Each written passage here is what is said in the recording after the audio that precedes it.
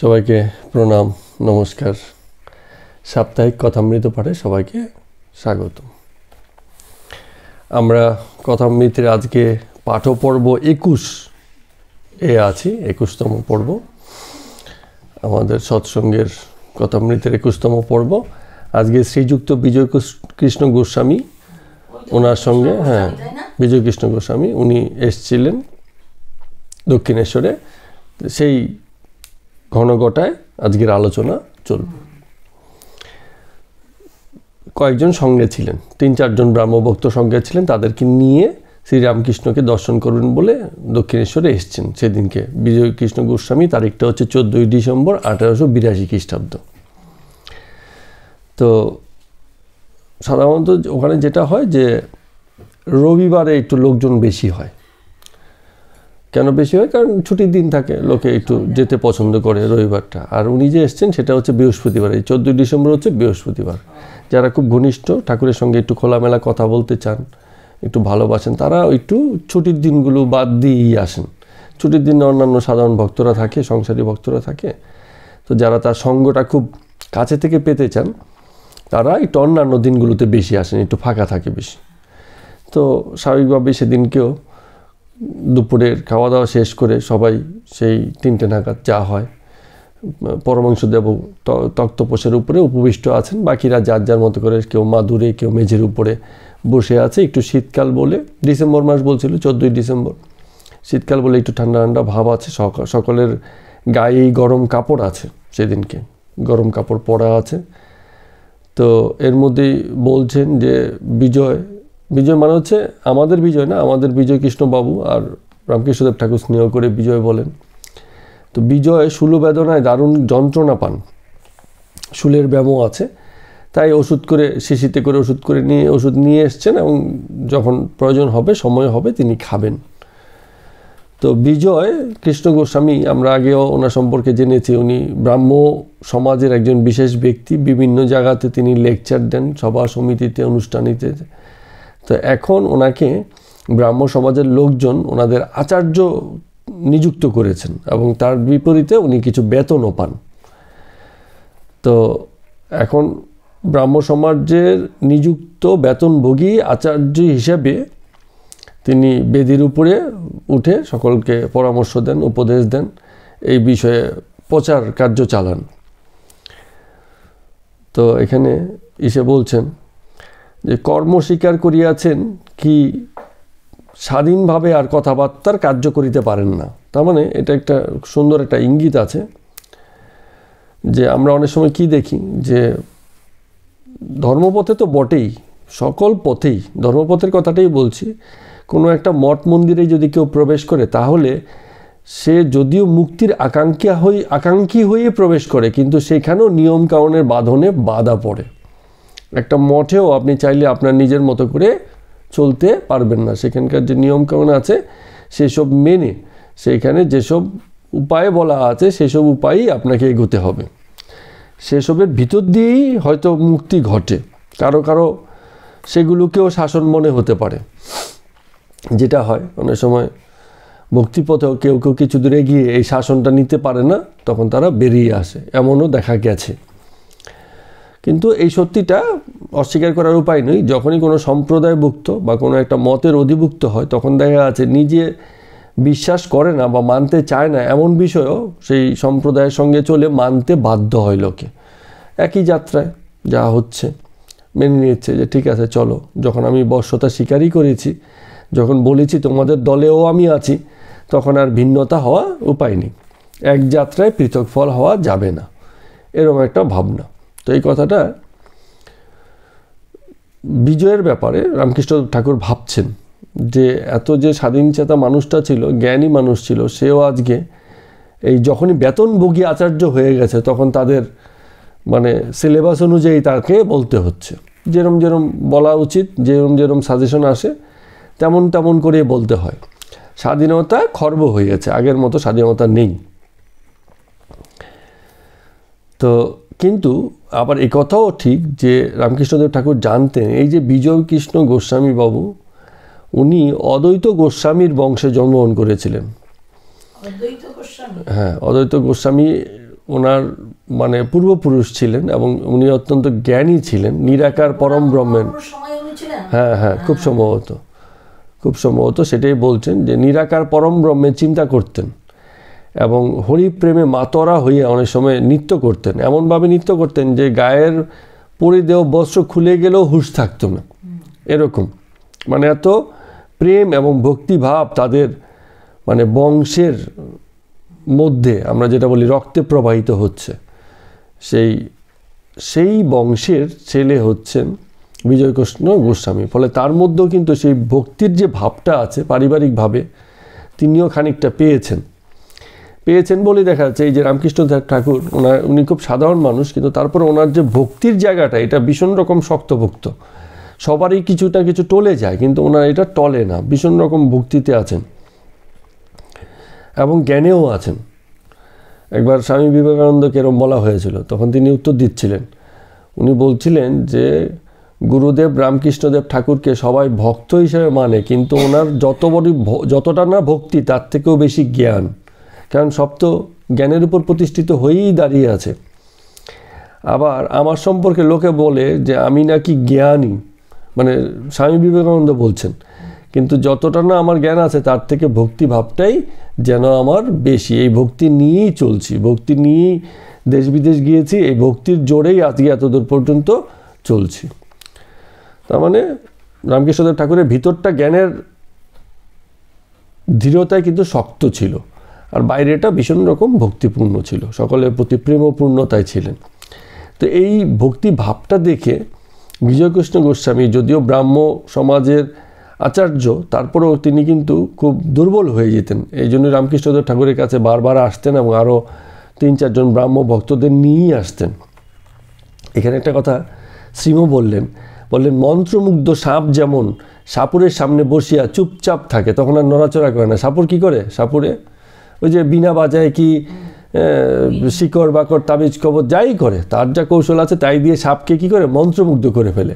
সাপ এত ছটফট করে, কিন্তু যেই সাপুরের সামনে চলে গেল ও স্থির হয়ে গেছে, এরম ব্যাপার। তো এত বিশিষ্টতা অধিকারী, তারপরেও দেখা গেছে ঠাকুরের কাছে এলে উনি একদম চুপচাপ থাকতেন। ওখানে আর ওনার সেই বিশিষ্টতা বা লেকচারের বিষয়গুলো আসতো না। তিনি ওই ঠাকুরের মুখনিসৃত কথা শুনতে শুনতেই মুগ্ধ হতেন। এবং এমন হতো যে ঠাকুর যখন বালকের ন্যায় নৃত্য করতেন, তখন বিজয়কৃষ্ণ তার সঙ্গে সঙ্গে নেচে চলতেন। কিন্তু উনি আবার ব্রাহ্ম সমাজে আচার্য, ব্রাহ্ম সমাজে আবার এরকম বিষয়গুলো চলতো কিনা আমি জানি না। তো যাই হোক, সেদিনকে ওই যে বৃহস্পতিবারে তারা সকলে যখন বসেছেন সবাই, তখন বিভিন্ন বিষয়ে কথা হচ্ছে। আমাদের এখানে যেরকম হয় ওখানেও তাই, যখন মূল আলোচনায় যাবে তার আগে আবার সংসারের এই কথা সেই কথা, ও বাড়িতে এই হয়েছে ওই হয়েছে। হ্যাঁ, এখানেও দেখলাম যে ঠিক একই রকম। হ্যাঁ, প্রথমে একটু অন্যান্য কথা টথা বলে নিজেদের মধ্যে কুশল বিনিময়, এটা সেটা গরুর কন্যার কথাবার্তা, তারপরে আস্তে আস্তে মূল বিষয়। ওখানেও তাই হতো, সব জায়গাতেই তাই হয়। তো এইখানেও কথা হচ্ছে বিষ্ণু বলে একজন ভদ্রলোকের কথা বলছে যে তিনি গলায় খুর চালিয়ে আত্মহত্যা করেছেন, শরীর ত্যাগ করেছেন। আজ প্রথমে তার কথাই হতো। এখন এই কথা শুনে শ্রী রামকৃষ্ণ খুব মানে দুঃখ পেলেন, বলে এই ছেলেটি শরীর ত্যাগ করেছে শুনলুম, মনটা খুব খারাপ হয়ে রয়েছে। এখানে আসতো, স্কুলে পড়তো কিছু মানে, কিন্তু বারবার বলতো যে সংসার ভালো লাগে না। সেই ছোট বয়সের ছেলে, তারপরে বলতো সংসার ভালো লাগে না। সেই ছেলে কিছুদিন পশ্চিমে কোনো এক আত্মীয়ের বাড়িতে গিয়ে বেশ কিছুদিন ছিল। সেখানে নির্জন মাঠে, বনে, পাহাড়ে সর্বদা ধ্যান করত, আর বলতো কী সব ঐশ্বরীয় বিষয় টিষয় দেখে। তো একবার রামকৃষ্ণদেব ঠাকুরকে উনি বলেছিলেন যে হয়তো তোর পূর্বজন্মের কোনো কর্মফল টল আছে, যে কারণে এই জন্মে এইসব কিছু দেখছিস, এরম বিভিন্ন কথা হতো। তো ওই ছেলেটা দেহত্যাগ করেছে, আত্মহত্যা করেছে। হ্যাঁ, গলায় খুর চালিয়ে আত্মহত্যা করেছে। তো এই শুনে সবার মনে একটুখানি মানে ব্যথাবোধ হলো, একটা পরিচিত ছেলে এরকম হয়ে গেছে। তো কথা প্রসঙ্গে রামকৃষ্ণদেব ঠাকুর বলছেন, বলে পূর্বজন্মের সংস্কার মানতে হয়। শুনেছি। এর আগেও কিন্তু এই কথাটা জিজ্ঞেস করেছিলেন। ওই যে কে জিজ্ঞেস করেছিলেন মনে আছে কিনা আপনাদের? ওই সম্ভবত একটা বাড়িতে গেছিলেন, পরে তার জাজ দাদা ছিল, হ্যাঁ, উনি সম্ভবত জিজ্ঞেস করেছিলেন হ্যাঁ যে পূর্বজন্ম বলে কোনো ব্যাপার মানেন কি না, হ্যাঁ এরম, বা এর আগেও এই বিষয়ে কথা হয়েছে অনেকবার। তো রামকৃষ্ণদেব তো কখনো একেবারে স্থির করে তো কিছু বলেননি এ অবধি, বলেছেন যে মানতে হয়, মানে উনিও যেমন শুনেছেন মানেন, এরম বাকিরাও শুনেছে মানে। তো একজন, তো এটার আবার একটা গল্প বলছেন যে পূর্বজন্মের সংস্কার মানতে হয়, এই কথাটা বলে আবার একটা গল্প বলছেন, গল্পটা খুব মজার। তো দুজন সাধক সব সাধনা করছিল, সব সাধনা হচ্ছে এটা তন্ত্র মতে মৃতদেহের উপরে বসে তারপরে সাধনা করতে হয়। আমরা তো মৃতদেহ স্পর্শ করলেও ভয় পাই, এই তন্ত্র সাধনায় একটা পার্ট আর কি, অংশ। আমি খুব বেশি তন্ত্র সাধনা যাই না, সাধারণভাবে জানি যে তন্ত্র সাধনাতেই মৃতদেহ নিয়ে এসব কারবার চলে। তো দুজন এরম ছিল, গভীর বনের মধ্যে ভগবতীর আরাধনা করছিল। তার মধ্যে একজন খুব সিরিয়াস, ভীষণ রকম, মানে আরাধনা করতে করতে বিভীষিকা দেখতে লাগলো। মানে এসব দেখলে কি হয়, বিভূতিভূষণ বন্দ্যোপাধ্যায় শেষ জীবনে এসে এই তন্ত্র সাধনায় মানে আগ্রহী হয়ে উঠেছিলেন, বিভিন্ন গল্প টল্প লিখেছিলেন এইসব বিষয়ের উপরে।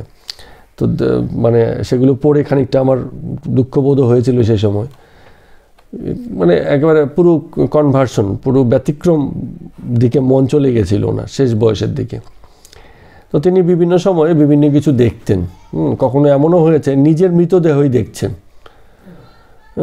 এরকম মানে অনেক কিছু ব্যাপার। বা অনেক আগে কেউ মারা গেছে, বাড়ির কোনো দাসী দেখছেন যে তিনি হেঁটে চলে বেড়াচ্ছেন, এরকম। যখন আপনি ওই বিষয়ে বিশ্বাসী হতে থাকবেন তো চারপাশের বিষয়গুলো সেই অনুযায়ী ঘটতে থাকবে, এরকম একটা ব্যাপার হতে থাকে। তার আগে তো এরকম ছিলেন না। তো যখনই ওইসব বিষয়গুলোকে তিনি মানতে শুরু করলেন আর চারপাশে তা ঘটতে শুরু করলো, এরকম ব্যাপার। তো এগুলো হচ্ছে এক ধরনের বিভীষিকা, মানে উল্টোপাল্টা চারদিকে দেখতে থাকা। এবং সব সাধনা করতে গেলে নাকি খুব সহজে দেখা দেন না ভগবতী, বিভিন্ন রকম টেস্ট পেস্ট করেন, নাগিনী যোগিনী আগে পাঠিয়ে দেন যে আগে জ্বালা যন্ত্রণা করো, আগে গিয়ে দেখো সাধনা ঠিক হচ্ছে কিনা। মানে বলে সামলাতে না পারলে উল্টো ক্ষতি হয়ে যাবে, এরকম ব্যাপার হয়ে যায়। তো এগুলো যেমনই হোক, যে পর্যায়ে হোক, এগুলো আমরাও ভাষায় শুনেছি। তো যে দুজন সব সাধনা করছিলেন তাদের মধ্যে একজন এরকম বিভীষিকা খেতে লাগলেন, এবং বনের ধারে যেহেতু তারা সব সাধনা করছিল, এক সময় এমন অবস্থা হলো যে একটা বাঘ এসে তাকে টেনে নিয়ে চলে গেল বনের মধ্যে। এখন দুজন ছিল, একজনকে তো এরকম টেনে নিয়ে গেছে, আরেকজন বাঘের ভয়ে গাছের উপর চড়ে বসেছে। মানে বাঘের ভয়ে দুজনের মধ্যে একজনকে টেনে নিয়ে গেছে, যে খুব সিরিয়াস ছিল, যে তন্ত্র পদে অনেক এগিয়ে গেছে, তাকেই আগে নিয়ে গেছে। এখন যে এই দৃশ্য দেখলো, দেখে প্রাণী বাঁচতে সে এখন গাছের উপর উঠে গেছে। তো গাছের উপরে উঠে বেশ কিছুক্ষণ অপেক্ষা করার পরে দেখছে যে সেও ফিরছে না, বাঘও ওই মানে টেনে নিয়ে গেছে, আর অনেকটা সময় হয়ে গেছে।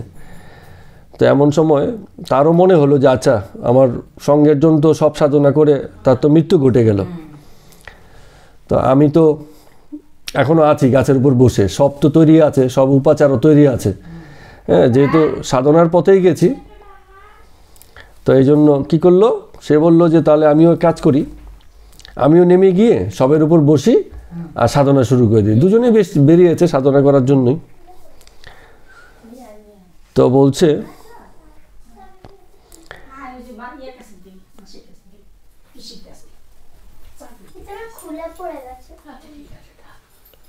বলছেন যে যখন দেখছেন সব কিছু তৈরি আছে, তিনিও এসে আচমন করে, আচমন হচ্ছে জল টল দিয়ে একটুখানি এসে করে ওই সবের উপর বসে তিনিও সাধনা করতে শুরু করে দিলেন।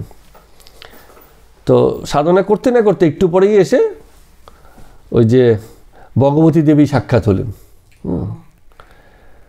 সাক্ষাৎ হলেন, এসে বলছেন যে আমি তোমার উপর প্রসন্ন হয়েছি, তুমি কি বর চাইবে চাও। তখন ও দেখলো যে বাবা ভগবতী এসে গেছে, এসে মায়ের পাদপদ্মে প্রণাম জানিয়ে বলল যে মা, আমি একটা কথা জিজ্ঞেস করি, তোমার কাণ্ড দেখে আমি অবাক হয়েছি। যে ব্যক্তি এত খেটে খুঁটে, এত আয়োজন করে এতদিন ধরে তোমার সাধনা করছিল, তুমি তাকে কোনো দয়া করলে না, উল্টো সিংহ পাঠিয়ে বাঘ পাঠিয়ে তাকে মানে মেরে দিলে। আর আমি তো ছিলাম ওর মানে সহযোগী, ওকে দেখে দেখে আমি এসেছি। বেশি সাধনাও যায় না, তন্ত্রও নেই, ভক্তিও নেই, জ্ঞানও নেই, কী করে কি হলো নিজেও বুঝতে পারছি না, এসে বসে গেছি আর আপনি সামনে এসে দাঁড়িয়ে গেছেন। এ কী করে হলো? তো ভাগবতী হাসতে হাসতে বলছে, বাছা তোর তো পূর্বজন্মের কথা স্মরণ নাই, আমার স্মরণ আছে, আমি জানি তুই জন্ম জন্ম ধরে আমার তপস্যা করছিস, এই এই এই সাধনা বলেই ঝটপট তোর সামনে এসে আমি দর্শন দিয়েছি, এবার তুই কি চাস বল। এটা হচ্ছে একটা গল্প, হ্যাঁ, এই গল্পের সত্য আমাদের জানা নেই। বলছে ওই যে পূর্বজন্মের সংস্কার মানতে হয়, বলছে কেউ কেউ অনেক সময় অল্প কিছু করে এই জন্মে অনেক কিছু ভক্তিপথ এগিয়ে যায়, আবার কেউ কেউ অনেক কিছু করেও এগোতে পারে না। হ্যাঁ, এখন এই সঞ্চিত কর্মফল বললো, পারাদ্দা বলুক, এইসব আলোচনা হয়, কতটা যৌক্তিক কতটা অযৌক্তিক সেগুলো অন্য প্রসঙ্গ, আজকে এখানে আলোচনা করলে আবার অন্য জিনিস হয়ে যাবে, দরকার নেই। সেগুলোকে হয়তো আমরা আমাদের মতো করে যতটুকু বুঝতে পেরেছি, না পারলে আগামী দিনে তার কৃপা হলে নিশ্চয়ই এসব বিষয় জানবো, বুঝবো। কিন্তু মূল বিষয়টা হচ্ছে যে এমনই হয়, এই গল্পটা বলে একটা উদাহরণ হিসেবে বলছেন আর কি, যে এমনই হয় অনেক সময় পূর্বজন্মের সংস্কারের দরুনই কেউ কেউ মানে খুব সহজেই এগিয়ে যায়। তো একটা উদাহরণ হিসেবে বললেন। আবার সবশেষে এসে ওই কথাটা বললেন, ওই যে একটু আগে আত্মহত্যা করেছিল যেই ছেলেটা বিষ্ণু, ওর কথা বলছে যে আত্মহত্যা করা মহাপাপ, কারণ এই পাপের জন্যই বারে বারে সংসারে ফিরে আসতে হয়, এই সংসার যন্ত্রণা ভোগ করতে হয়, এই কথাটা বললেন। তবে আবার এই কথাটাও বলছেন যে যদি কারো ঈশ্বর দর্শন হয়ে যায় তার আবার শরীর রাখাও খুব মুশকিল হয়ে যায়। এটা আমরা আলোচনা করেছিলাম যে একবার যদি মানে সমাধি হয়ে যায় কারো, তাহলে তার পক্ষে শরীর বাঁচাটা খুব মুশকিল হয়ে যায়। কারা কারা বাঁচে? যারা তখনও মনে করে যে সংসারের উপকারের জন্য আরও কিছু কাজ করে যাওয়ার ইচ্ছে রাখে বা প্রয়োজন আছে, হ্যাঁ, তারা হয়তো আবার শরীর ত্যাগ মানে সমাধি হয়েও আবার সংসারে ফিরে এসে সংসারের অন্যান্য কর্মের মধ্য দিয়ে নিজেকে মানে নিয়োজিত করে। তো এখানে রামকৃষ্ণ ঠাকুর বলছেন যে অনেক সময় মাটির ছাঁচে সোনার প্রতিমা তৈরি করা হয়, যে কোনো কাঠেরও হয় মাটিরও হয়। ছাঁচ মানে কি, ওই যে প্রথমে সোনাটাকে গলিয়ে নিয়েছে, তো ছাঁচ তো ভিতরে আছে, মাটি হচ্ছে বাইরে দিয়ে, ভিতরে কিন্তু সেই ছাপাটা আছে, সেই বডিটা আছে, ওই যে একটু ফুটো আছে, ফুটো দিয়ে সেই মানে তরল যে সোনা সেটাকে ওই ছাঁচের ভিতরে ঢেলে দিল। খানিকক্ষণ পরে যখন এটা ঠান্ডা হয়ে যায়, ওই ছাঁচের ঢঙে প্রতিমাটা তৈয়ার হয়ে যায়। এখন ভিতরে তো তৈরি হয়েছে, এখন এটাকে বার করবে কি করে? অনেক সময় শ্বাসটাকে ঠিক রেখেও বার করতে পারে, আবার বার করতে গেলে শ্বাসটা ভেঙেও যায়, ভেঙে গেল আবার অন্য ছাঁচে গড়বে।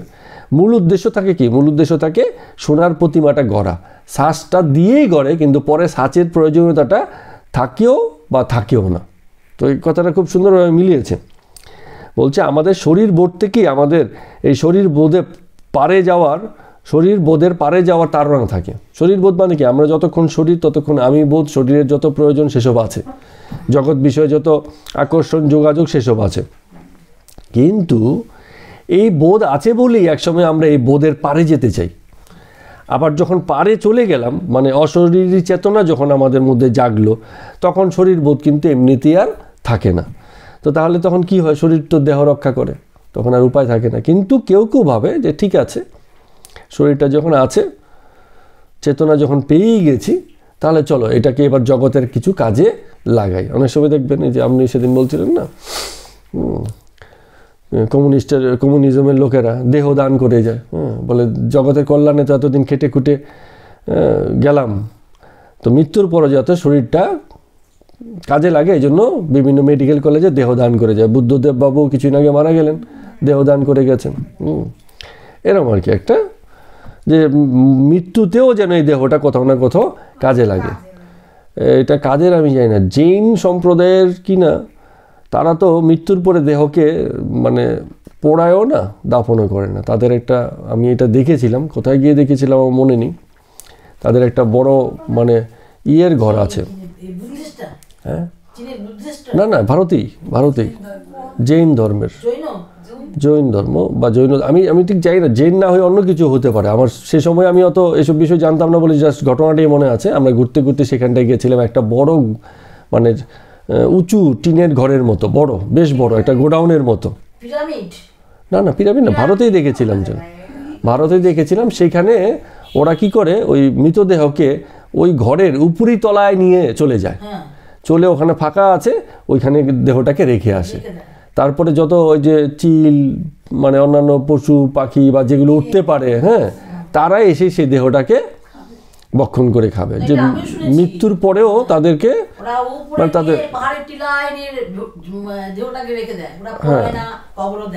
হ্যাঁ এরকম একটা এখন কাজের ব্যাপারে আমি ঠিক এখন এই মুহূর্তে নিশ্চিত হয়ে বলতে পারি না, কিন্তু ওই জায়গাটা দিয়ে আমরা গিয়েছিলাম। পরে আমাদের যে গাইড ছিল সে বলছিল যে এখানে এইভাবে মানে এই ধর্মের লোকেরা এরমভাবে তাদের দেহ অংশবিশেষ তাদের ইসে করে। তো কি হয় তাহলে কি হচ্ছে, দেহ তখন কি হচ্ছে কোনো কাজের না। কিন্তু কেউ কেউ যারা এই চেতনার আশ্রয় পেয়েছেন তারা ভাবেন যে ঠিক আছে কাজের যখন নাই দেহতে গেলেও হবে, পরের কল্যাণে লাগলেও লাগবে, তাহলে পরের জগতের কল্যাণেই এটা কাজে লাগুক, এরমভাবে চিন্তা করে। তো এই কেউ কেউ বলছে এই জন্য যে যখন ঈশ্বর দর্শন হয়ে যায়, মানে সেই চেতনার স্পর্শ এসে যায় জীবনে, তখন তেমনই হয় দেহবোধটা আর তখন অত মানে জোরালো হয় না, জগতে কল্যাণেই সেই দেহটাকে কাজে লাগিয়ে দেওয়া হয়। এবার আরেকটা কথা বলছেন রামকৃষ্ণ ঠাকুর, আরেকটা ছেলের কথা বলছেন, 19-20 বছরের একটা ছেলে, নাম হচ্ছে গোপাল সেন। তো সেই ছেলেটাও খুব ভাব হতো, ঠাকুরের কাছে আসতো এবং মানে তার খুব ভাব হতো। অনেক সময় এত ভাব হয়ে যেত যে সে আর দাঁড়িয়ে থাকতে পারতো না, তখন হৃদয় গিয়ে তাকে ধরে টরে মানে বসাতো, নাহলে ভেঙে মানে ভাবে ঘুরে যদি আবার হঠাৎ করে পড়ে যায় মাথা টাথা ফেটে যাবে কিনা এই ভয়ে। তো সেই ছোকরাটা একদিন কী করলো, রামকৃষ্ণদেব ঠাকুরের পায়ে হাত দিয়ে প্রণাম করে বলল যে আমি আর আসতে পারবো না, আমি তাহলে আজ থেকে আমি চললুম।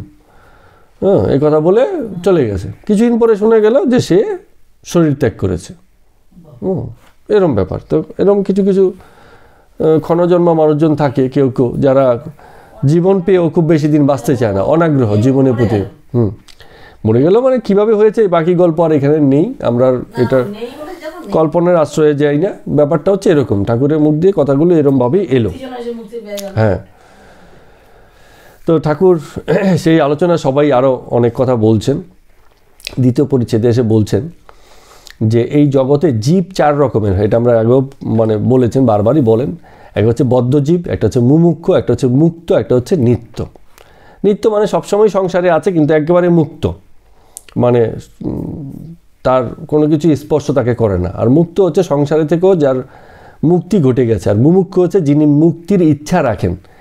আর বদ্ধ হচ্ছে যে আর মুক্তি টুক্তি বোঝে না, সংসারের জীবনেই মানে ভালো রকমে আটকা পড়ে আছে এবং ভালো আছে, আটকা পড়ে খুব খুশি আছে এরমভাবে। উনি তো মাঝে মাঝে এই আমাদের মতো সংসারী যারা আছে, গারস্থ যারা আছে, তাদেরকে একটুখানি টোন করেন, একটু টোন করে দিচ্ছেন মাঝে মাঝে, একটু খুঁচিয়ে দিচ্ছেন। হ্যাঁ, একটু যে তাদেরকে খেপিয়ে দেন মাঝে মাঝে। হ্যাঁ, মাঝে মাঝে খুব কড়া কথা বলে দেন। এরকম সংসারী জীবের মোহ কাটে না তো কোনোভাবেই, এই জন্য বারে বারে ঠুকে ঠুকে দেন যে যদি একটুখানি ইসে হয়। তো বলছে যারা মুমুক্ষু হচ্ছে যাদের কিছুটা মুক্তির ইচ্ছা আছে, তারা সংসারকে পাতকুয়ো বলে বোধ হয়। ওই কুয়োর মধ্যে কি হয়, আমরা ছোটোবেলায় দেখতাম কুয়োতে উকি দিতে ভয় পেতাম, যদিও থাকতো একটু উঁচু, মানে সহসাই পড়ে যাব তা নয়, কিন্তু সেই কোথায় দেখা যায় মানে মাথা ঘুরাতে থাকতো, এরকম একটা ব্যাপার, ভয় লাগতো যে যদি পড়ে যাই। ভয় লাগে, হ্যাঁ, অনেকটা নিচে, এরকম একটা ভয় লাগতো, ভয় লাগতো। তো এরকম যারা সংসারী আছেন কিন্তু মুমুক্ষু, মুক্তির পূর্ণ ইচ্ছা, মনে মনে চায় যে আমি মুক্তি চাই, ঠিক আছে, এরকম একটা ভাব।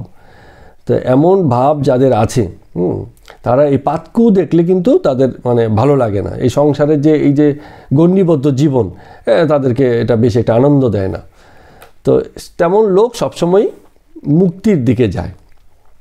তো এবার এসে বলছেন বদ্ধজীবের যা অবস্থা, সংসারী জীবের কথা বলছি, কোনো মতে আর হুঁশ হয় না, এত দুঃখ। মানে সবাই তো এসে মানে গিয়ে কি করে কান্নাকাটি করে বলে আমার এই হয়েছে, আমার ওই হয়েছে, আমার কি হয়। সন্ন্যাসীদের কাছে গেলে, মহারাজদের কাছে গেলে, কি প্রভুদের কাছে গেলে তো বলি যে আমার দেখুন, বলা তো প্রভুদের আসলে ধৈর্য অনেক, শুধু কি দুঃখ কষ্টের কথা বলা। হ্যাঁ, ছেলে ওই করেছে, মেয়ে ওই করেছে, আমেরিকায় পাঠিয়ে দিয়েছি, ওই করেছি, এত ব্যবসা করেছে, হ্যাঁ, বাড়িঘর করেছি, 10 তলা বাড়ি করেছি, বিশাল করে ঠাকুর ঘর করেছি, আপনাকে একদিন নিয়ে যাব দেখাবো, মানে গৌরবের মানে শেষ নেই, এত গৌরবের কথা।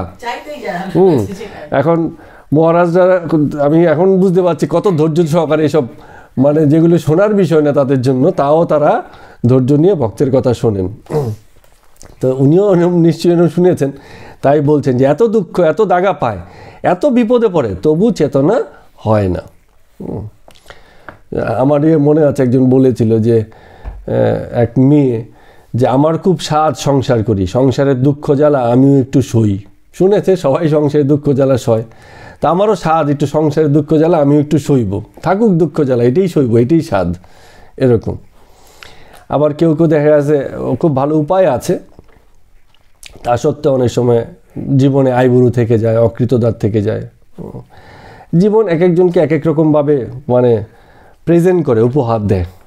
আমরাই তৈরি করি, অন্য কাউকে বলে লাভ নেই। আমাদের জীবন কেমন হবে, কি হবে না, হ্যাঁ, দায়িত্বটা আমাদেরই নেওয়া উচিত।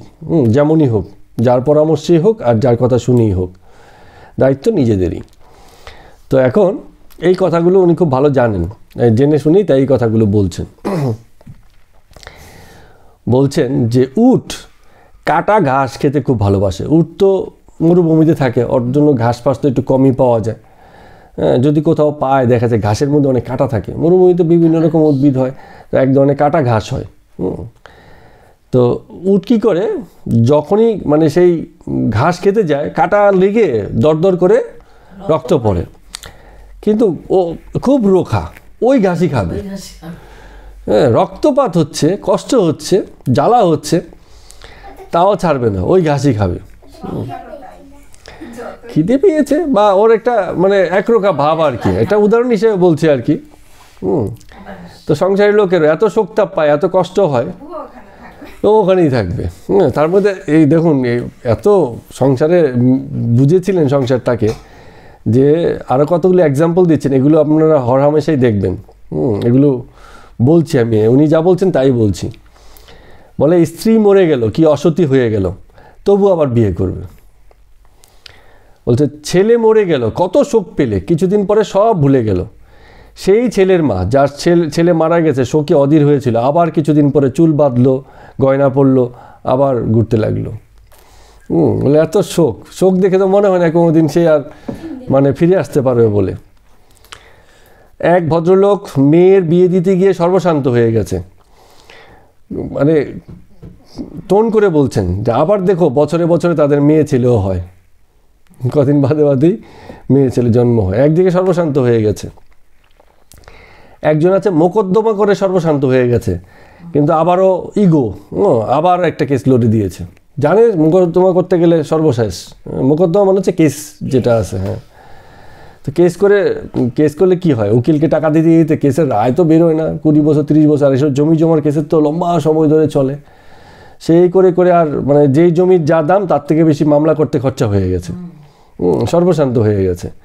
কিন্তু আবার পাশের জমিতে কেউ একটু ঠুস লাগিয়েছে, আবার গিয়ে আরেকটা কেস করে দিয়েছে। মানে কেস করাতেই আনন্দ, যেটাতে সর্বশান্ত হচ্ছে তাতেই আবার আনন্দ, দেখে নেব এই দিয়ে মানে করার চেষ্টা করে আর কি। তো এইভাবে বলছে যে মানে ভুল স্বীকার করে কখনো কখনো সংসারী লোক বা গৃহস্থ লোক, যে হ্যাঁ আমার একটু ভুল হয়েছে, আবার ওই একই জীবনই বাঁচে। ভুল স্বীকার করে আবার সে ওই জীবন, যেই জীবন ভুল দেয়, যেই জীবন ভুল যন্ত্রণা তৈরি করলো, আবার বাঁচার ক্ষেত্রে অন্য কোনো জীবন বাঁচলো না, সে একই জীবনই বাঁচলো, আবার সেই একই জীবনই বাঁচলো। বলছে কখনো কখনো সাপের সূচু গেলার মতো অবস্থায়। সূচু মানে হচ্ছে একটু বড় ইঁদুর, সাপ তো ইঁদুর, সূচু তো ছোটগুলো নাকি, ও বড়টা, আচ্ছা আচ্ছা আচ্ছা আচ্ছা, সূচু, হ্যাঁ লম্বা।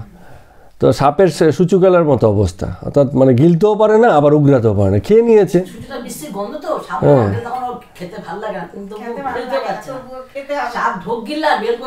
হ্যাঁ, যাবে। কিন্তু আপনারা জানেন কিনা আমি জানি না, সাপের কিন্তু কোনো গন্ধের সেন্স নেই, সাপের গন্ধ নেই, গন্ধবোধ নেই, গন্ধের অর্গান নেই। আরে সে তো আমরা পাই, কিন্তু সাপ নিজে কোনো কিছুর গন্ধ পায় না।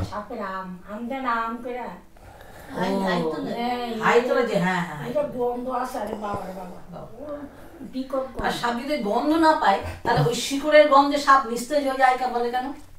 এটা সাপ শিকড়ে গন্ধ নিস্তেজ হয় না,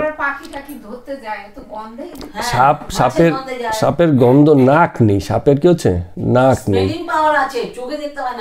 স্মেল ও দিয়ে ওই আমি বলছি আপনাকে ত্বক দিয়ে শ্বাস নেই, ত্বক দিয়ে স্কিন দিয়ে, যে কারণে তারা ওই মানে ওই আমাদের যেমন নাকের মতো নাক থাকে সেখানে যে সেন্স অর্গান আছে, সাপের সেটা নেই, ঠিক আছে না। ওগুলো আমরা ভাবি যে মাছের গন্ধে চলে আসছে বা গন্ধে গন্ধে চলে আসছে, কিন্তু অ্যাকচুয়ালি ওটা সত্যি নয়। ওর অনেক রকম সেন্স অর্গান আছে, অর্থাৎ মানে গন্ধ না থাকুক কিন্তু অন্য কিছু সেন্স অর্গান আছে। তো এটাই বলছে যে সংসারে কিছুই সার নাই, আমরা কেবল আটিয়ার চামড়া, তবু ছাড়তে পারে না। সেই আমরার কথা বলেছে বলে মনেও পড়ে গেল, একবার তো আমরা খেতে গিয়ে আমার তো এমন অবস্থা, ডাক্তারের কাছে যাওয়ার মতো অবস্থা, তাও খেয়ে যাচ্ছি, ওই শেষের দিকে কী হয়, আমরা একটু হয়ে শক্ত শক্ত হয়ে যাচ্ছে, কাটি কাটি বেরিয়ে যাচ্ছে, ওই যদি আবারও একটু খেতে যায় তাহলে কি হয়, দাঁত ফাতের ভিতরে লেগে খুব অসুবিধা, এরকম অবস্থা। তো এবার বলছেন, কেশব সেনকে উদ্দেশ্য করে বলছেন যে তোমার ওই যে আত্মীয় আছে তাকে তো সেদিন দেখলাম 50 বছর বয়স, দেখি খুব তাস খেলছে, 50 হয়ে গেছে এখনো ঈশ্বরের দিকে মন নেই, ঠিক আছে, অর্থাৎ জীবন একই রকম চলছে। এই কথাটা আমি আজকে সকালেও এরকম বলছিলাম যে 10 বছর আগে যাদেরকে যেরম যেরম দেখেছি, যেই মানসিকতার, আজকে এত 10 বছর বাদেও সেই মানুষগুলো একই মানসিকতাতেই দাঁড়িয়ে আছে, একই রকম কথা, একই রকমই এদের ভাবসাব, পরিবর্তন জীবনে আর আসেনি। তো বদ্ধজীবের একটাই লক্ষণ, তুমি যদি বলতে যাচ্ছেন যে সংসার যেটুকু সময় করার দরকার করেছো, এবার ঠাকুরের দিকে মন দাও, সেটাই বলতে যাচ্ছেন। সেটা তো কেউ করে না, সংসার করছি, আরো চাই আরো চাই আরো চাই, এটা নিয়ে জড়িয়ে থাকতে চাই। তো এখানে বলছে বদ্ধজীব চেনার আরেকটা উপায় আছে, আরেকটা উপায় হচ্ছে যদি সংসার থেকে তাকে সরিয়ে কোনো একটা ভালো জায়গায়ও রাখা যায়, সে ওখানে থাকতে পারবে না, হেদিয়ে মারা যাবে। এবারে বলছে যে এটা এবার খুব সিরিয়াস হয়ে গেছে, ধমকে সরিয়ে বলছেন, বলে 20টার পোকা 20টাতেই বেশ আনন্দে থাকে, মানে ময়লাতে যে পোকা হয়, সে ময়লাতেই ভালো থাকবে, তাকে যদি ভাতের হাঁড়িতে রেখে দেওয়া হয় ভালো জায়গাতে, সে মরে যাবে। হ্যাঁ, তো এই কথাটা বলার পরে সবাই একটু চুপ হয়ে গেছে, মানে এরকমভাবে বলছে কথাটা যে ওখানে যারা ছিল তারা একদম চুপ হয়ে গেছে।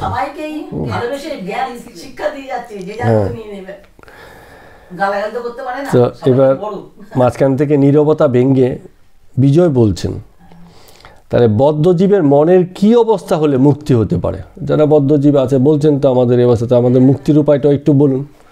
তো এবার শ্রীরামকৃষ্ণ বলছেন যে ঈশ্বরের কৃপায় তীব্র বৈরাগ্য হলে, বৈরাগ্য ছাড়া পথ নেই, এই ইয়েও বলা হয়েছে, গীতাতেও বলা হয়েছে, প্রথম দাবি হচ্ছে বৈরাগ্য, তীব্র বৈরাগ্য, হালকা না। তীব্র বৈরাগ্য কাকে বলে আর মন্দ বৈরাগ্য কাকে বলে, এই কথাটা আবার বলছেন, দুটো ভাগ করলেন আর কি। মন্দ বৈরাগ্য কি, এ হচ্ছে, হবে, ধীরে ধীরে হবে, আস্তে আস্তে হবে, ওই যে 50 হলে শুরু করব, যেটা আমরা একটু আগে বলছিলাম, বয়স হলে নাম হবে ক্ষণে, এখন তো তোমার বয়স হয়নি বাবু, এসব নাম ফাম ঠাকুরের চক্করে এখন পড়ো না। তো এরম হচ্ছে, হবে, ঈশ্বরের নাম করব, হবে, এরমভাবে চলবে, মাঝে মাঝে করব, এটাকে বলে মন্দ বৈরাগ্য, মানে একটুখানি বৈরাগ্য আছে কিন্তু জোর নেই। যে আছে না, ব্যাটারি দুর্বল হয়ে গেলে গাড়ি একটু চললো আবার থেমে গেল, বেশি দূর যায় না, একটু কি আবার দাঁড়িয়ে পড়ে, একটু দাঁড়িয়ে পড়ে। হ্যাঁ, তো এই বলছে যে এটা হচ্ছে মন্দ বৈরাগ্য। কিন্তু যার তীব্র বৈরাগ্য সে ভগবান ভিন্ন আর কিছু চায় না, সংসারকে পাতকুয়ো দেখে, মনে হয় এই বুঝি ডুবে গেলাম। আত্মীয়দের কালসাপ দেখে, আত্মীয় স্বজন দেখলে বাপরে বাবা এই এসছে, এত গল্পের ঝুড়ি খুলে বসবে, আমার 2 ঘন্টা শেষ, আটকে রাখবে, আর কথাগুলি সব শুনতে হবে, ভয় পেয়ে যায়। হ্যাঁ, যাদের মধ্যে বৈরাগ্য ভাবটা আসে এবং তাদের কাছ থেকে পালাতে ইচ্ছা করে, আবার পালায়ও। হ্যাঁ, এইটা বলে না যে বাড়ির একটু বন্দোবস্ত করি তারপর না হয় ঈশ্বর চিন্তা করব, এই কথা ভাবেই না। হ্যাঁ, ভিতরে ভিতরে একদম একরোখা, যে আমি মানে পারে তো এক্ষুনি সংসার ছেড়ে দেয়, এরম একটা ভাব, এরম ব্যাপার, নির্বিকল্প, যে আমার অন্য কোনো বিকল্প নেই, এতেই আছি, হয়তো আছি নামমাত্র সুতোতে বাঁধা আর কি। অনেক সময় হয় না যে বড়শিতে সুতো, মানে বড়শিতে মাছ গেঁথেছে কিন্তু আর পারে তো টেনে তোলা গেল না, মানে একটুখানি গেঁথেছে, কিন্তু যখনই সে বুঝেছে ভীষণ রকম একরোখা টেনে টুনে ঠিক মানে বেঁধে কেটে বেরিয়ে গেছে, ও আর রাখতে পারেনি। এরম আর কি, যে অনেক সময় তারা সংসারে থাকে বটে, সংসারে জুট ঝামেলা জড়িয়েও যায় তাড়াতাড়ি, কিন্তু আবার কত তাড়াতাড়ি এখান থেকে বেরোবে সেই মানে একটা একরোখা ভাব তার মধ্যে থাকে। বৈরাগ্য। এখন বলছে তীব্র বৈরাগ্য কাকে বলে, চলো একটা গল্প শুনি, তো বুঝাতে হবে তো আবার গল্পটাকে। হ্যাঁ, তীব্র বৈরাগ্যের কথা বলছে একবার দেশে খুব অনাবৃষ্টি হলো, তো চাষিদের জমি, যাদের জমি একদম ভিতর দিকে, জমি তো দেখেছেন তো অনেক কুল কিনে দেখা যায় না, জমি জমি জমি, যখন ক্ষেতের জমি হয় এরমই হয়, বাড়িঘর থাকতো না, কেবল জমি হতো, তার মধ্যেই কারো কারো জমি থাকতো একটু ভিতর দিকে, নদী হয়তো দূরে। তো এখন যখন মানে হয়, অনাবৃষ্টি হয়, তখন কি হবে, সেই নদী যারা কাছাকাছি আছে নদী থেকে কি করে, ওইটা আল কেটে জল নিয়ে আসে, মানে নালা কেটে, ছোট ছোট নালা কেটে জল নিয়ে এসে জমিতে জল দেয়, তাদের সুবিধা। এখন যে দূরে আছে ওরও তো জল দরকার, সময় যদি ফসলে যদি জল না দেয় তাহলে কি হবে, মানে ফসল হবে না। তো দুজন কৃষকের কথা বলছে, তো একজন কৃষক কি করলো, সকালবেলা গেছে, গিয়ে এসে মানে কোদাল দিয়ে নালা কাটতে শুরু করেছে, যে নালা কেটে জল নিয়ে আসবে জমিতে। তো একটুখানি বেলা হলো, সকাল থেকে কাটা শুরু করেছে।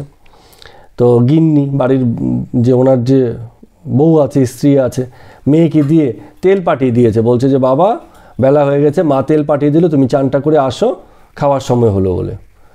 মেয়েকে বলছে না, এখন আমার সময় হবে না, আমি কাজ শেষ করে তবে যাব। এমন করতে করতে বেলা 2 প্রহর হয়ে গেছে, চাষা তখনও মাঠে কাজ করছে। এবার মেয়েকে পাঠিয়ে কাজ হয়নি, বা বউ নিজেই আবার তেল ফেল নিয়ে এসে আবার ডাকতে এসছে। মেয়েকে তো ভদ্র ভাষায় পাঠিয়ে দিয়েছে বলে, বউকে দেখে পুরো রেগে মেগে অস্থির, বলে আমাকে ডাকবে না, আমি নালা খুঁড়ে আজকে জমিতে জল নেবো, তারপরে বাড়ি যাব। তো বলছে না না, এরম কি অবস্থা, হ্যাঁ তোমার মানে এইভাবে হয় নাকি, তুমি রাখো, কালকে করবে, আবার আজকে যেটুকু হয়েছে চলো বাড়ি চলো, কালকে করবে। হ্যাঁ, একদিনই কি হয় নাকি সব, যেটা আমরা বলি একদিনই তো সব হয় না, দিনে দিনে হবে, আজকে থাক কালকে দেখা যাবে ওখানে। কিন্তু ওই ভদ্রলোকের না, বউকে পুরো গালাগালি দিয়ে বাড়ি পাঠিয়ে দিয়েছে, বলে আর একটু দাঁড়ালে পরে কোদালের কোপ তোমার উপরই পড়বে। ভয়ানক কথা। বউ কোনোরকম ভয় পেয়ে বাড়ি চলে গেছে। এখন এই ভদ্রলোক কৃষক, হ্যাঁ, জমি এই নালা কাটতে কাটতে কাটতে কাটতে একেবারে সন্ধ্যা ঘুরিয়ে এসছে, নালা কেটে কেটে কেটে কেটে যেই জমিতে জল নিয়ে গেছে, কোদাল ফেলে বাড়ির দিকে হাঁটা দিয়েছে, যে হ্যাঁ ঠিক আছে জল ঢুকেছে, শেষ। বাড়ি গিয়ে নিজেই জল তেল চেয়ে নিয়ে স্নান ফান করে খেয়ে দিয়ে রেস্ট, ঘুমিয়ে পড়লো, শান্তি। তো আরেক দুজন কাজ করছিল বলছিল, আরেকজন ভদ্রলোক, সেও চাষা, সেও মাঠে জল আনছিল, তারও একই জায়গাতে জমি। সে ওই যে দুপুরে যখন কিছুটা কাজ করেছে, স্ত্রী গিয়ে বলেছে যে অনেক বেলা হয়েছে, চলো তাড়াতাড়ি বাড়ি চলো, কালকে করবে এখানে। সে আর কোনো উচ্চবাচ্য না করে ঠিকই তো বলছে, দুপুর হয়ে গেছে, খাওয়ার টাইম, চল ভাই। সে গিয়ে শুয়ে পড়েছে। পরের দিন আবার হয়তো সে যাবে, আর একটু করবে, আবার পরের দিন একটু করবে, একটু যাবে। কিন্তু বলছে এই যে দুজন লোক, দুজনেই কিন্তু কাজ করছে, কাউকেই করেনি। বলে এই যে একরোখা জিদ করে রেখেছে যে আজকেই আমার এটা না হলে শান্তি নেই, আর কোনো কথা মাথায় এখন এটা চেপেছে, আমি এটা করেই দেখবো, করেই ছাড়বো, সেটা হচ্ছে একরোখা বৈরাগ্য, তীব্র বৈরাগ্য। আর যে ওই 3 দিন 4 দিন সময় নিয়ে করছে, তারও তো ফসল হয়তো সে ওইরকমই হবে, ফলটা সে দেরিতে পাবে, অথবা হয়তো বীজ নষ্টও হয়ে যেতে পারে সময় কাজ না হলে। সে তার হচ্ছে মন্দ বৈরাগ্য, সে যে খাচ্ছে না তা না, কিন্তু তার এই একরোখা ভাবটা নেই, এরকম আর কি। তো খুব রোগ না হলে চাষার যেমন মাঠে জল আসে না, সেইরূপ মানুষেরও ঈশ্বর লাভ হয় না। এটা হচ্ছে রামকৃষ্ণদেব ঠাকুরের মানে এই অংশের শেষ কথা। এবার আবার বিজয়ের দিকে তাকাচ্ছেন, তাকিয়ে বলছেন, বলে আগে এত আসতে, এখন আসো না কেন? বিজয়কে দিয়ে শুরু করেছিল কিন্তু আলোচনাটা, হ্যাঁ, ওই যে সে এখন ব্রাহ্ম সমাজের বেতন ভোগী আচার্য হয়েছে। আচার্য, কর্মচারী বলা যাবে না, আচার্য মানে ওই ব্রাহ্ম বিষয়ে বক্তব্য দেওয়ার জন্য এখন মাস মাইনে সে পায়, টাকা পায় এর বিপরীতে।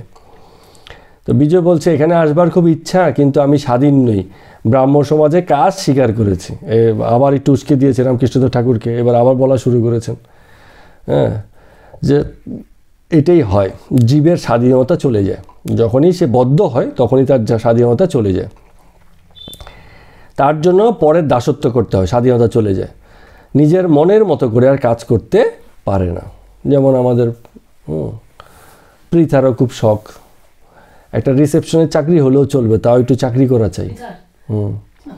একটু চাকরি করতে হবে। আমি বললাম যে না, কেন চাকরি করতে হবে, স্বাধীন থাকবে। সে কমপ্লিট করুক আর না করুক, যে অবস্থায় থাকুক, ওর একটা শখ যে কিছুদিন হলেও যেন একটু চাকরি করতে পারি। কিন্তু শ্রীরামকৃষ্ণ এই কথা বলছেন না, আচার্যকেও বলছেন এও দাসত্ব। বুঝুন এবার অবস্থাটা। যিনি একটা ব্রাহ্ম বিষয়ে বলার জন্য মাইনে পাচ্ছেন, তাকেও বলছেন এই এক প্রকারের দাসত্ব। স্বাধীনতা চলে যায়, তো স্বাধীনতাটা চলে যায়। এইটা কঠিনভাবে বলে শেষ করেন, এটা আবার ব্যাখ্যাটা তো করছেন, দেখুন ব্যাখ্যাগুলো আবার ইন্টারেস্টিং করেন। হ্যাঁ, বলছেন জয়পুরে গোবিন্দজির পূজারীরা প্রথম বিবাহ করে নাই, তখন খুব তেজস্বী ছিল। রাজা একবার ডেকে পাঠালো, মানে ওই অঞ্চলের রাজা, জয়পুর তো ওই যে মানে রাজস্থানের জয়পুর। তো তার ওই যে গোবিন্দজি আখড়া ছিল, সেখানে যারা পূজারী ছিল খুব মানে তাদের বিয়ে টিয়ে হয় নাই খুব, তখন তারা খুব মানে জোয়ান এবং তাগড়া। তো রাজা ডেকে পাঠালে রাজাকে বলছিল না আমরা যেতে পারবো না, রাজাকে আসতে বলো। তো কিছুদিন পরে রাজা বললো আচ্ছা তাহলে এদেরকে তো একটুখানি মানে শিক্ষা দিতে হবে, উপায় কি?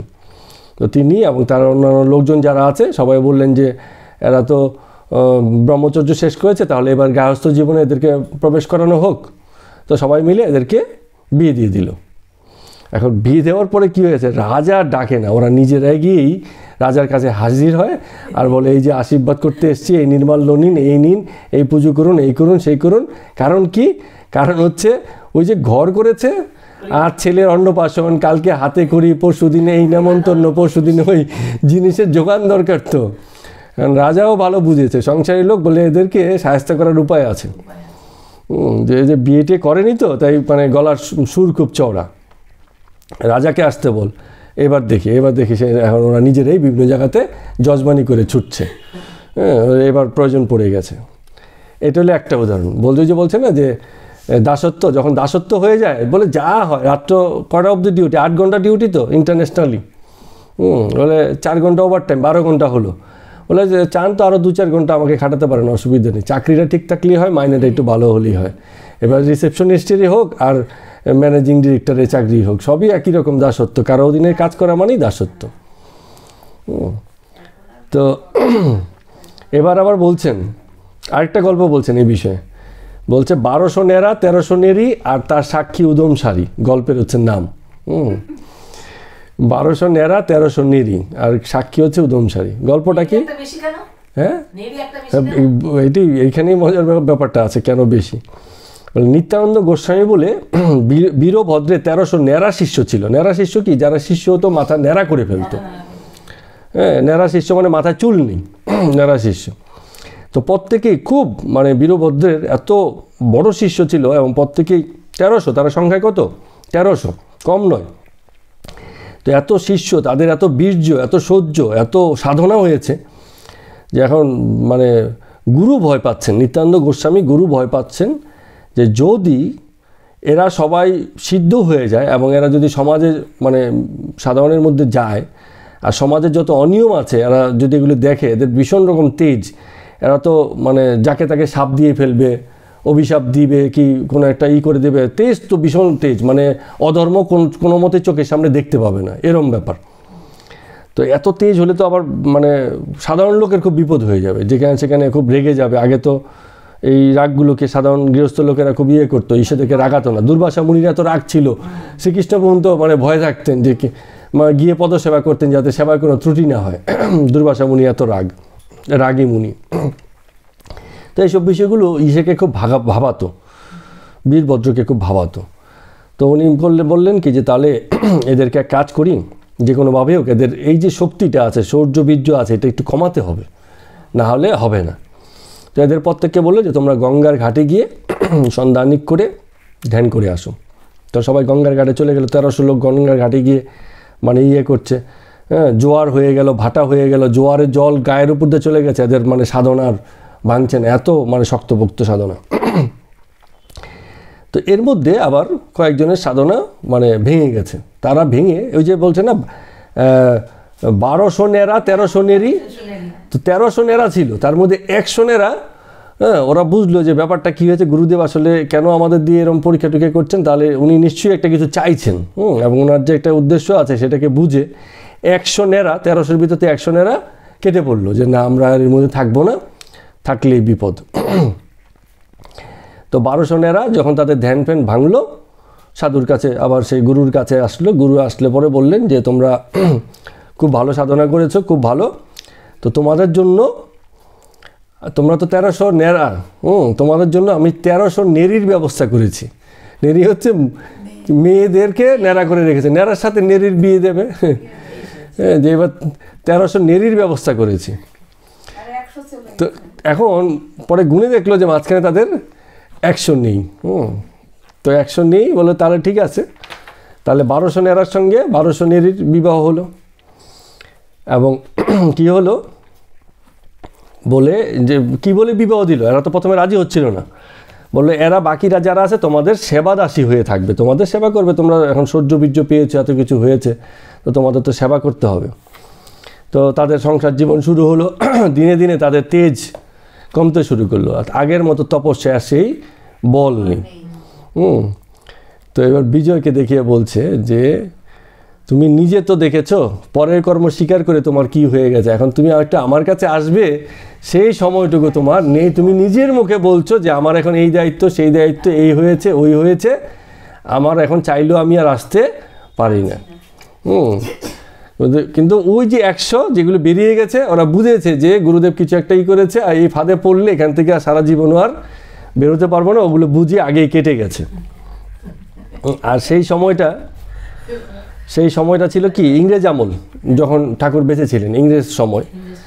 তো বলছে যে এই মনিবের চাকরি করা তো নয়, মনিবের বুট জুতোর গোজা দুবেলা খাওয়া।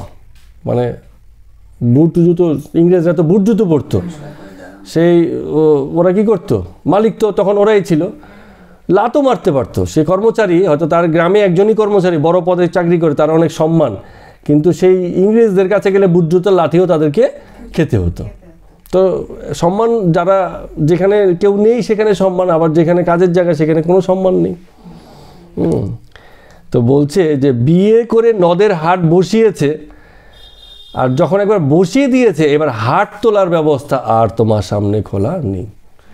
হয় হাট বসাবে না, আর যদি একবার বসিয়ে দাও, হাট বসিয়ে দাও, তাহলে কিন্তু তোমার হাট আর তুলতে পারবে না। তখন অপমান বোধ সেটাও সহ্য করবে, দাসত্ব সেই যন্ত্রণাও নেবে, মনে মনে কষ্ট পাবে, কিন্তু সেই যন্ত্রণা থেকে বেরোতে পারবে না। এই কথাটাই ইসেকে বললো আর কি, এই যে কী বলে এটাকে, বিজয়কৃষ্ণ গোস্বামীকে, যে তুমি তোমার স্বাধীনতা খুইয়েছো। তুমি যে এই যে মুক্ত স্বাধীন মানুষ ছিলে, যে মানুষটা ঈশ্বরের কথা বলতো, আজকে যখনই তুমি নাম লিখিয়েছো, মাস গেলে বেতন ঢুকেছে, তোমার স্বাধীনতা কিন্তু চলে গেছে, এখন তুমি দায়িত্বের মধ্যে পড়ে গেছো। তো বলছে যে ওই যে তীব্র বৈরাগ্য যদি থাকে না, তাহলে এই যে ছোট ছোট অজুহাতগুলো, বিষয়গুলো আমাদের জীবনে আসে, যেগুলোকে আমরা উপলক্ষ করে বা সামনে রেখে বলি যে এটা আমাদের দ্বারা হবে না, আমার এই কাজ আছে, ওই কাজ আছে, এটা করে ওটা করে সংসারের এই দায়িত্ব, এই কর্তব্য নিবিয়ে শেষ করে তবে যাব আমি, এই কথাগুলো তখন আর থাকে না, যে তীব্র বৈরাগ্য থাকে। আর যাদের মন্দ বৈরাগ্য, তাদের এইসব কথাবার্তা থাকে। তো বলছেন ঈশ্বর হচ্ছে একটা বড় চুম্বক পাথরের মতো, আর কামিনী কাঞ্চি হচ্ছে ছোট চুম্বক পাথর।